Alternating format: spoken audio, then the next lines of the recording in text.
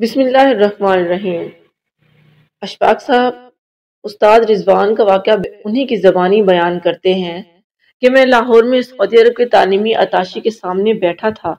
میرے کاغذات اور جدہ یونیورسٹی کا ویزا اس کے ہاتھ میں تھا۔ وہ بڑی دیر تک کاغذات کی جانچ پڑتال کرتا رہا، پھر بولا کہ میں اس ویزے کو نہیں مانتا۔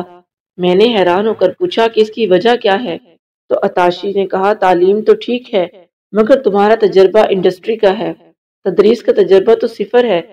جس کو پڑھانے کا کوئی تجربہ ہی نہ ہو وہ کیا پڑھائے گا؟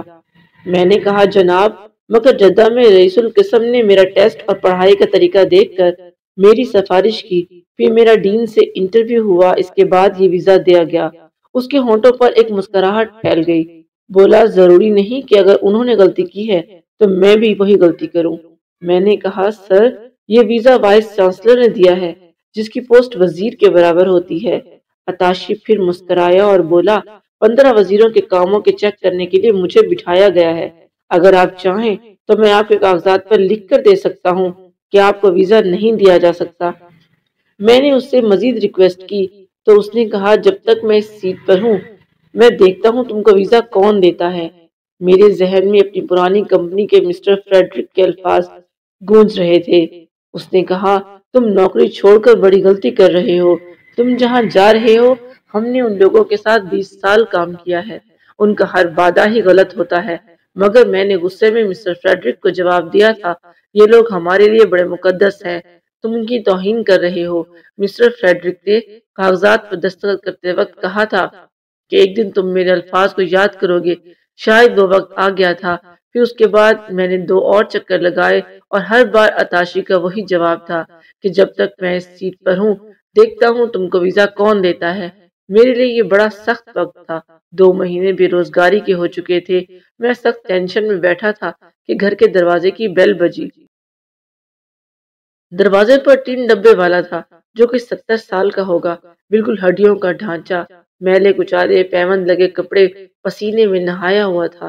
وہ کہنے لگا صاحب 10 سال ہو گئے ہیں ان گلیوں میں چکر لگاتے، آج پہلی بار کسی کے گھر کی بیل بجائی ہے۔ میں نے حیرت سے کہا ہاں بولو۔ کہنے لگا یہاں نہیں، وہاں نیم کے پیڑ کے نیچے چبوترے پر بیٹھ کر آرام سے بات کرنی ہے۔ میں تذبذب کے عالم میں اس کے ساتھ چل پڑا۔ کہنے لگا صاحب میری اکلوتی بچی کی شادی ہونے والی ہے، شادی میں صرف 1 ہفتہ رہ گیا ہے، مگر میرے پاس پیسہ نہیں ہے۔ آج کل کام بھی بہت مندہ ہے، ادھار مانگا سب نے انکار کر دیا۔ بہت دیر تک مسجد میں رویا اور دعا مانگی تو رات کو خواب میں آپ کی گلی اور آپ کا گھر نظر آیا اور آواز آئی ان سے جا کر مانگ لیں، اس لیے صرف آپ کا دروازہ کھٹکھٹایا ہے۔ مجھے اس کی کہانی پر یقین نہیں آیا اور ہنسی بھی آئی۔ یہ لوگ کیسی کیسی کہانیاں بنانے لگتے ہیں۔ میں نے ازراہ مذاق اس سے پوچھا کتنے پیسے کی ضرورت ہے، تو وہ بولا صاحب سادگی سے رخصتی کرنی ہے، زیور تو میں اپنی بیوی کا چڑھا دوں گا مگر 5-6 جوڑے اور شادی کا کھانا تو کرنا ہوگا، کوئی 30,000 کا خرچہ ہوگا۔ میں نے سوچا 50,000 تو آج کل دلہن کے بیوٹی پارلر میں ہی خرچ ہو جاتے ہیں۔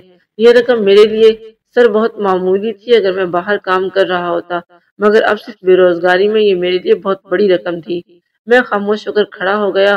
وہ کہنے لگا گھر چلیں اور میرے محلے والوں سے پوچھ لیں، یہ جھوٹی کہانی نہیں ہے، میں غریب ضرور ہوں مگر ایماندار ہوں، قسطوں میں آپ کی رقم ادا کر دوں گا۔ اس کی آنکھوں میں آنسو تھے اور چہرے پر بے چارگی۔ وہ پھر بولا میں کبھی بیل نہ بجاتا اگر خواب نہ دیکھتا۔ پھر مجھے یاد آیا کہیں پڑھا تھا کہ جب تنگی ہو تو خدا سے تجارت کیا کرو۔ 30,000 دینے کا مطلب یہ تھا کہ اب واپسی کی کوئی امید نہیں۔ خیر میں گیا اور 30,000 لا کر اس کے ہاتھ پر رکھ دیے۔ اس نے میرے ہاتھ چوم لیے اور رونے لگا۔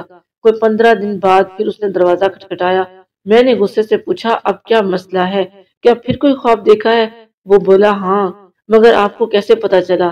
ظاہر ہے پہلے خواب دیکھا تھا تو بیل بجائی، اب پھر خواب دیکھا ہوگا جو بیل بجائی ہے۔ جلدی بتاؤ مجھے بہت کام ہے۔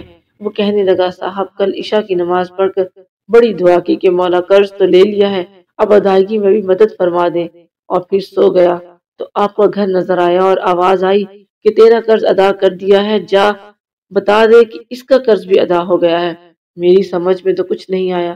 میں نے کہا ٹھیک ہے جاؤ، میں نے تم سے کون سا قرض وصول کرنا تھا۔ کمرے میں آ کر میں کافی دیر تک سوچتا رہا، پھر والدہ سے مشورہ کیا تو وہ بولی تم کل ہی لاہور جاؤ، हो सकता है कुदरत कोई रास्ता निकाले। मैंने तंग आकर कहा, 3 बार तो जा चुका हूँ, वो तो बस एक ही बात कहता है, जब तक मैं इस सीट पर हूँ देखता हूँ तुमको वीजा कौन देता है। अब तो उसको मेरा चेहरा भी अच्छी तरह याद हो गया होगा। वालदा ने कहा, मैं पैसे देती हूँ, तुम अल्लाह का नाम लेकर जाओ। कुछ लोग खुदा के बहुत करीब होते हैं, ये बात आम आदमी नहीं समझ सकता। खैर, मैं अगले दिन लाहौर पहुंचा। मूसलाधार बारिश हो रही थी। डरते डरते अताशी के कमरे में दाखिल हुआ तो देखा कुर्सी पर एक नौजवान अरबी लड़का बैठा है। मैंने कहा, यहाँ तो एक और साहब होते थे। वो बोला, हाँ, उनको 1 हफ्ता हुआ वापिस वजारत खारजा में बुला लिया गया है और मैंने चार्ज संभाल लिया है। मैंने कागजात उसको दिए। वो बोला, आप बहुत लेट आए हो, अब तो यूनिवर्सिटी खुलने में चंद दिन रह गए हैं। अब तो यूनिवर्सिटी खुलने में चंद दिन रह गए हैं। फिर उसने सेक्रेटरी को बुलाया और कहा कि परसों से यूनिवर्सिटी शुरू हो रही है, ये पहले ही लेट हो चुके हैं। फौरन टिकट बनाओ, पासपोर्ट पर वीजा लगाओ और सालाना हाउस रेंट 1 माह की सैलरी का चेक बना कर ले आओ।